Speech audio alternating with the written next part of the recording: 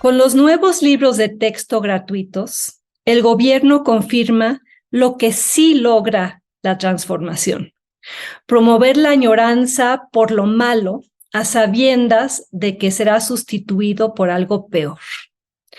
Aún antes de la llamada Nueva Escuela Mexicana de Marx Arriaga y una Secretaría de Educación Pública que elaboraron los textos a escondidas, había mucho criticable de lo que se enseña y cómo se enseña en el aula pública.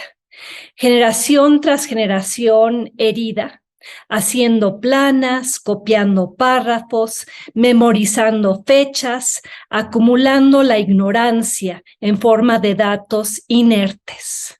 Jóvenes aprendiendo la fecha de nacimiento de los héroes que nos dieron patria, pero no preparados para ser ciudadanos conscientes, críticos y activos en esa patria o en el mundo.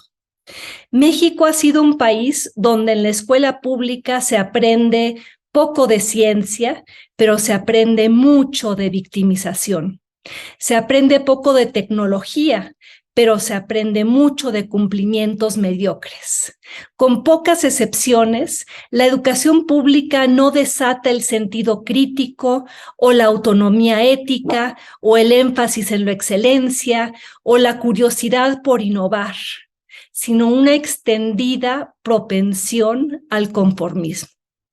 Los libros anteriores, los libros viejos de texto gratuitos, ya nos habían empujado a una mediocridad aceptada, a las cifras de deserción escolar y rezago y falta de habilidades básicas que deberían darnos vergüenza. Los libros viejos formaban parte de un modelo que sigue creando desigualdades, que expande brechas de estratos educativos, que divide a México dentro de sí y con el mundo.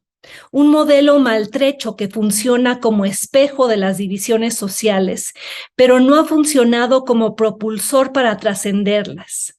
La educación pública en México ha sido y es un desastre, ni más ni menos.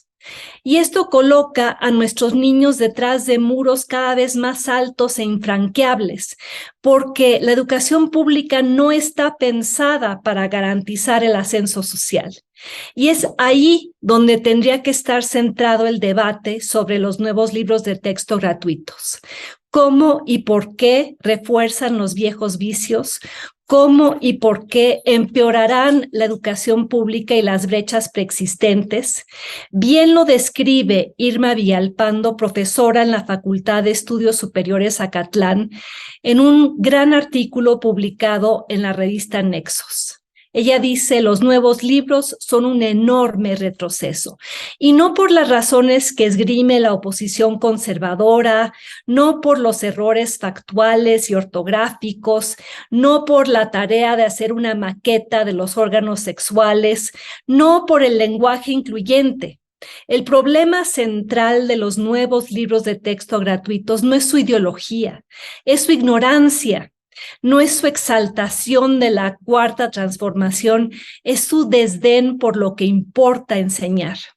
Quizá con ellos los niños aprenderán saberes comunitarios y tradiciones ancestrales.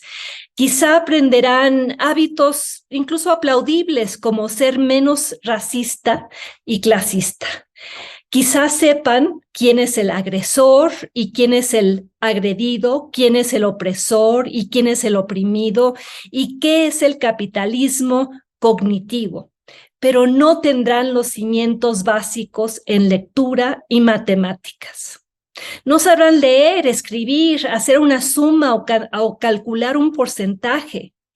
Hay algo mucho más preocupante y dañino en los nuevos libros de texto gratuitos que la amenaza comunista denunciada por los peones de Ricardo Salinas Pliego en Televisión Azteca. La amenaza real es seguir siendo un país con una subclase permanente de pobres, un país rezagado, un país dolorosamente desigual. lleno de jóvenes fuera de la escuela, sin facultades críticas para obtener un empleo, sin capacidad de innovar o resolver problemas o interactuar con la tecnología de punta o construir trampolines de movilidad social. Porque el estado de la educación en un país predice cómo va a ser en 30 años. Y los nuevos libros de texto gratuitos condenarán a México en 30 años a seguir menospreciando la formación de capital humano, la formación de su gente. Con millones de niños en aulas maltrechas, con profesores sometidos otra vez al Sindicato Nacional de Trabajadores de la Educación, memorizando los logros de la 4T, como alguna vez se celebraban los logros del viejo PRI. Atrapados millones de mexicanos otra vez en escuelas de pobres para pobres, amplificadoras de brechas, formadoras de personas maleducadas o educadas para quedarse donde están, en el trapiche.